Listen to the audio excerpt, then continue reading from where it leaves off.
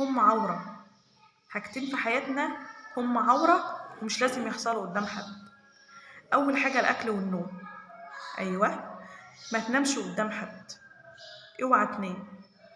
والأكل برضه لازم يكون متداري، لازم ما تاكلش قدام حد. تاكل قدام حد هيخرج يفضحك.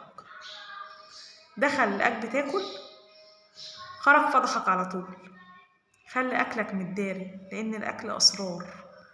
ويقول لك إيه، مرة واحد دخل على واحد كان عنده مرسيدس وأرض وي وي وي، دخل لقاه بياكل بتنجانة مخللة وعيش، لقمة عيش مقددة. خرج قال بياكل إيه وبيحوش وعنده. هما دول الناس اللي بيخرجوا يفضحونا. النهاردة الناس كل واحد بيشوف ده عنده إيه وده عنده إيه ويخرج بالظبط يقول. عشان كده ربنا بيقول ولا يتجسسوا. انت مالك؟ ما ادعي الخلق للخالق.